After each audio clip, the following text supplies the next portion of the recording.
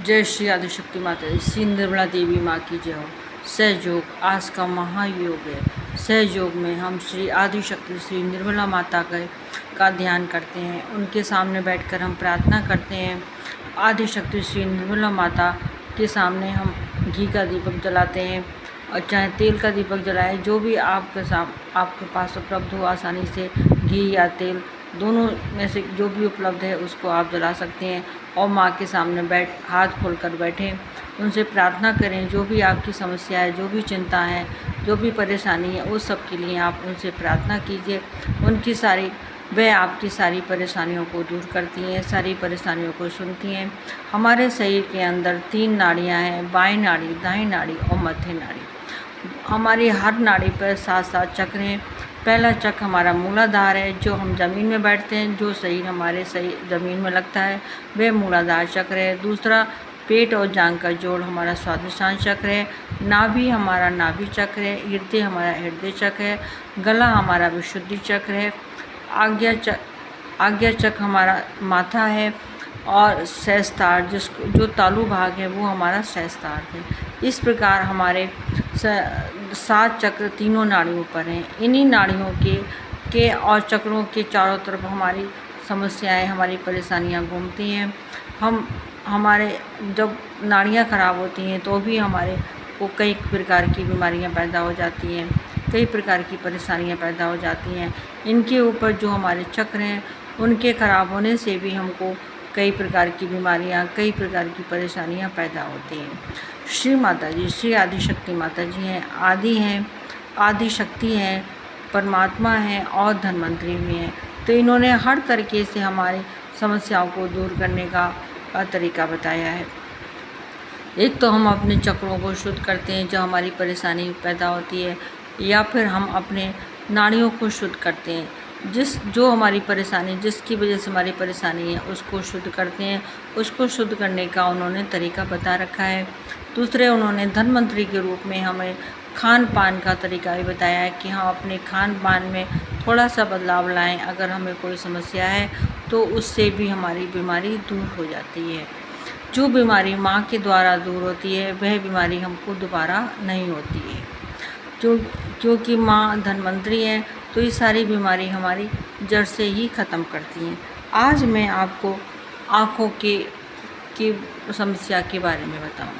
आँखें दुखने लगती हैं या हमारी आँखों में किसी प्रकार की कोई परेशानी पैदा होती है तो हमको नारियल की सूखी गिरी को शक्कर में मिलाकर खाना चाहिए। और आँखें दुखने पर नमक ना खाएं या कम खाएं। घी, बूरा या शक्कर, काली मिर्च से रोटी खाएं।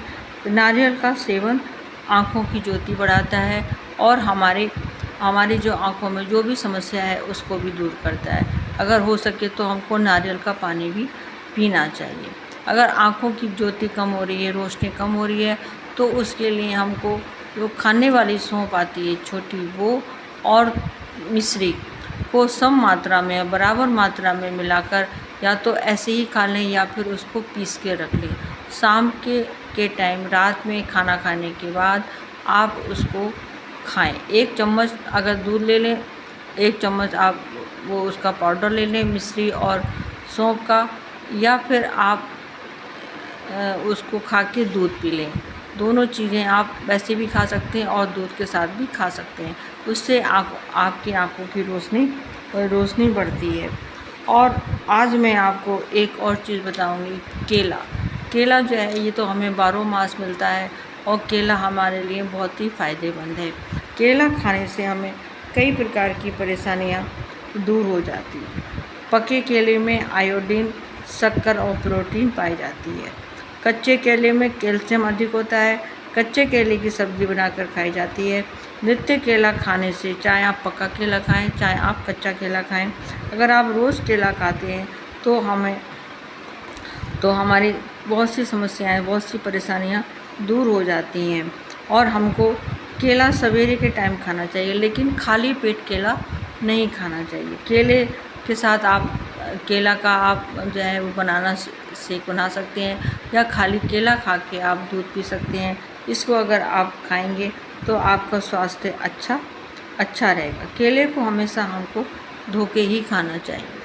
दूसरा, मैं अब आपको, अगर आपके पास कापी पेन है तो इन चीज़ों का अगर आप नोट कर सकते हैं तो नोट कर लीजिए।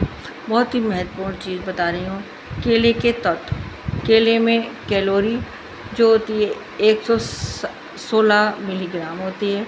प्रोटीन 1.2 मिलीग्राम होता है। कैल्शियम 17 मिलीग्राम होता है। लोहा 0.9 मिलीग्राम होता है। विटामिन ए 78 ग्राम होता है। आयोडीन थायोमीन 5 मिलीग्राम होता है। और रिबोफ्लाविन 8 मिलीग्राम होता है। Niacin 5 milligram. Vitamin C 7 milligram और वसा 1.1 ग्राम होता है। कार्बोहाइड्रेट 24.7 ग्राम होता है। फास्फोरस 30 मिलीग्राम होता है। Magnesium 34 milligram. सोडियम 36.6 मिलीग्राम होता है। पोटेशियम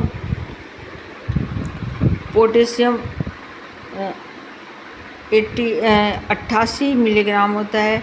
कॉपर 40 मिलीग्राम होता है। सल्फ़र 7 मिलीग्राम और निकोटानिक एसिड 3 ग्राम होता है। जल का अंश इसमें 64.3% होता है। चिकनाई फैट्स 8.3% होता है। ये चीज़ जो है वो हमारे लिए बहुत ही फ़ायदेमंद है। केला हमको रोज़ खाना चाहिए। इससे जो है हमारी ये सब चीज़ें की जो कमी होती है वो सब पूर्ति हो जाती है और हमारा स्वास्थ्य अच्छा हो जाता है। हमको नित्य केला खाना चाहिए। केलों को हमेशा धो के खाएं, क्योंकि केले को जो है वो उसको कई प्रकार की उससे केमिकल से पकाया जाता है, तो इसलिए वो उसका असर केले पर होता है। तो हम केला को अगर धो लेंगे, साबुत केले को धो, छील के केले को धोने के लिए नहीं कह रही हूँ, साबुत केले को धो के अच्छी तरह से उसको साफ़ करके आप उसको खाएं, तो उससे आपका स्वास्थ्य अच्छा होता है।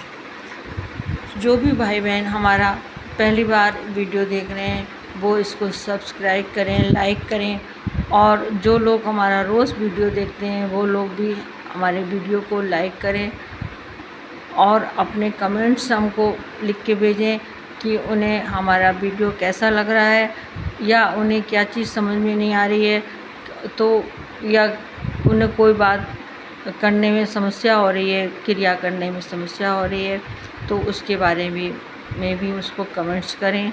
और मुझे ये भी बताएं कि वो कहाँ से बात कर रहे हैं और सहयोगी हैं कि नहीं है, और अपना फ़ोन नंबर भी हमको दें, क्योंकि मैं फ़ोन पे 10 बजे बात करती हूँ।